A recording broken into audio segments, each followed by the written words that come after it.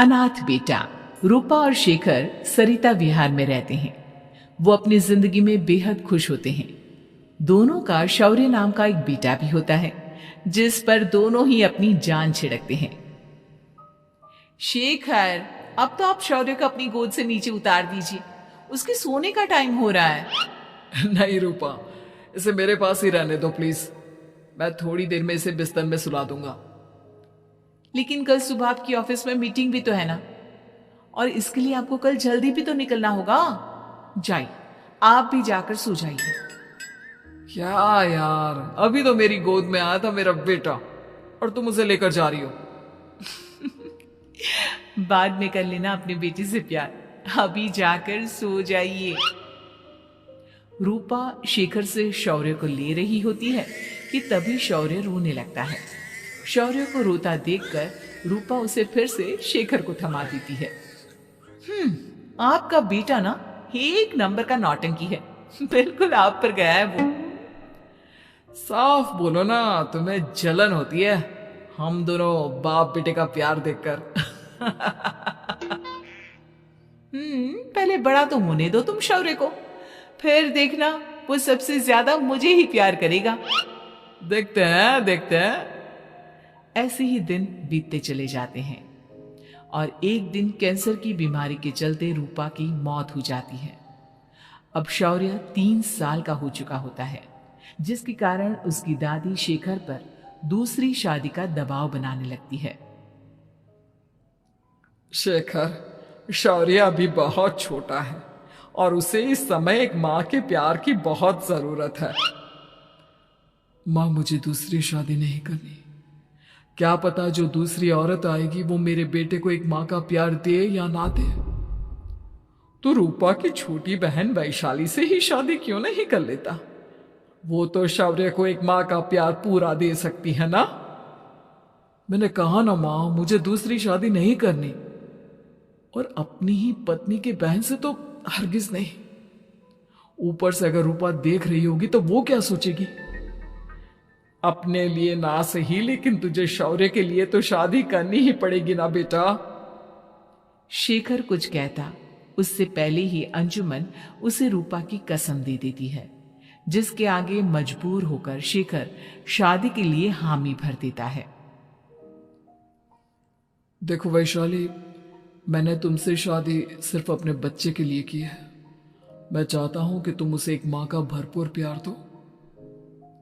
शौर्य, आपके साथ साथ मेरा भी कुछ लगता है। अगर आप मुझसे शादी नहीं भी करते तब भी मेरा प्यार शौर्य के लिए कभी कम या ज्यादा नहीं होता। शादी के कुछ दिनों बाद ही शेखर की मां की भी मौत हो जाती है। वैशाली शौर्य को एक मां से भी बढ़कर प्यार देती है। शौर्य को लेकर वैशाली का यूं निस्वार्थ प्यार देखकर शेखर को भी उससे प्यार हो जाता है और कुछ सालों बाद शेखर और वैशाली का भी लड़का हो जाता है। लेकिन इसके बाद वैशाली का शौर्य को लेकर बर्ताव बदलने लगता है। वैशाली, मैं देख रहा हूं तुम आजकल शौर्य का जरा भी ध्यान नहीं रख रही हो। मुझे पता नहीं था कि आदित्य के होने के बाद तुम इतना बदल जाओगी। आदित्य मेरा अपना सगा खून है और शौर्य दीदी का, फिर मैं दोनों में अंतर कैसे नहीं करूं? मां भले ही दोनों की अलग अलग है, लेकिन पिता तो एक है ना।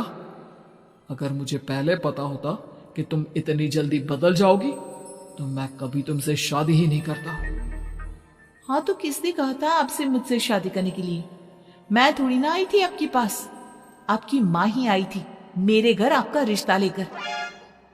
वैशाली, मुझे तुमसे ऐसी उम्मीद नहीं थी। गुस्से में शेखर अपना पैर पटकता हुआ शौर्य को वहां से लेकर चला जाता है। पापा, मम्मा मुझसे प्यार क्यों नहीं करती? क्या मैं उनका सगा बेटा नहीं हूँ, इसलिए मुझसे प्यार नहीं करती? मम्मा नहीं करती तो क्या हुआ बेटा, पापा तो करते हैं ना आपसे प्यार।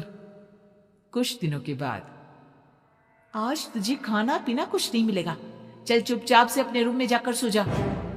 माँ, अब भाई को खाना क्यों नहीं दे रही हो? बेटा तू आराम से खाना खा, इस नालायक की चिंता मत कर। एक दिन खाना नहीं खाएगा तो मर नहीं जाएगा ये। अगर भैया नहीं खाएंगे तो मैं भी नहीं खाऊंगा। तू अपने भाई का भक्त क्यों बन रहा है? ये तेरा सौतेला भाई है, सगा नहीं जो तू लक्ष्मण बन रहा है।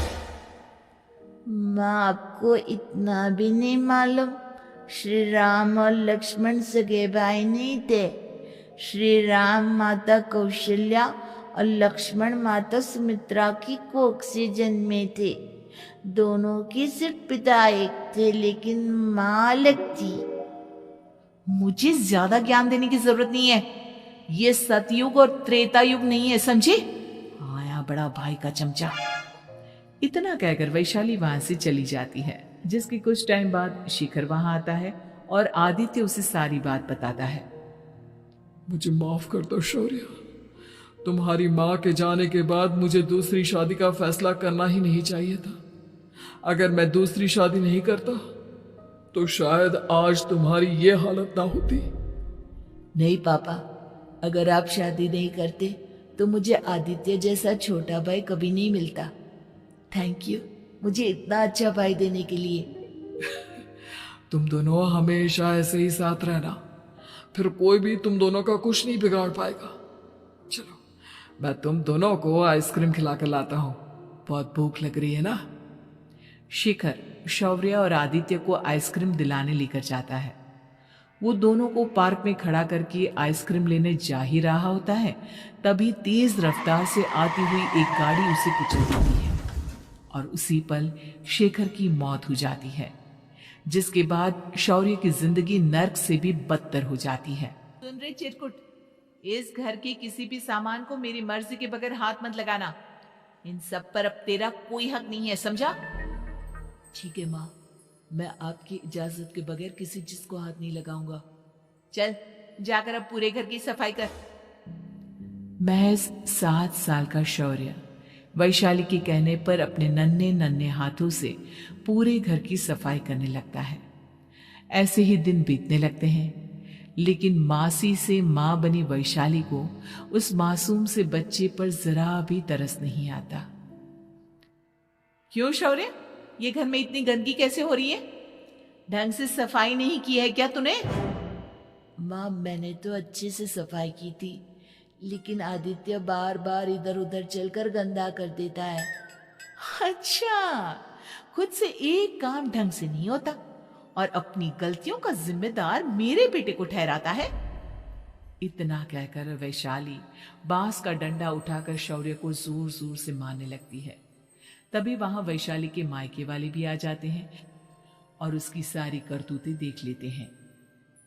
माँ, मैं ऐसा क्या करूं जिससे आप मुझे भी आदित्य के जितना प्यार करोगी?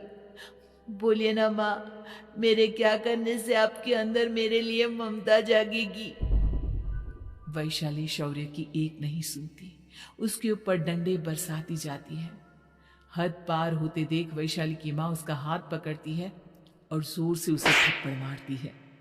यही सब करने के लिए तूने दामाद जी से शादी की थी? हमने सपने में भी तुझसे ऐसी हरकत की उम्मीद नहीं की थी। तू मां नहीं, मां के नाम पर एक धब्बा है। बस कीजिए माँ, आदित्य के इस दुनिया में आने से पहले मैंने इसे बहुत प्यार किया था, लेकिन अब जब मेरी खुद की औलाद है तो मैं किसी और के बच्चे से प्यार क्यों करूं? अरे नालायक औरत, जिसे तू किसी और का बच्चा कह रही है, वो तेरी खुद की सगी बहन का बच्चा है। बहन है तो क्या हुआ, मेरे अपने बच्चे से बढ़कर तो नहीं हो सकता ना ये कभी।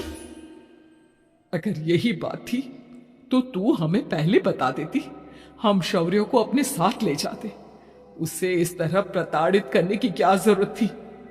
अगर आपको लेकर जाना है ना तो ले जाइए इसे, मैं नहीं रोकूंगी। नहीं माँ, मुझे कहीं नहीं जाना, मुझे आपके साथ ही रहना है। मैं तेरी कोई माँ बाबा नहीं हूं, तेरी माँ मर चुकी है, समझा? अब निकल जा मेरे घर से।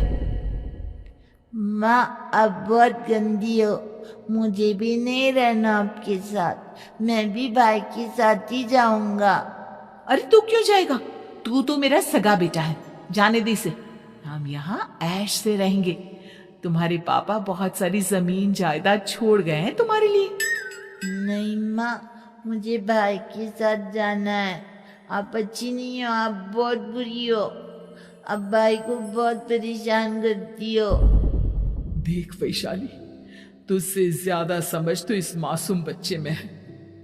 ये तेरे बुरे कर्मों का ही नतीजा है, जो आज तेरी सगी औलाद खुद से तुझे ठुकरा रही है।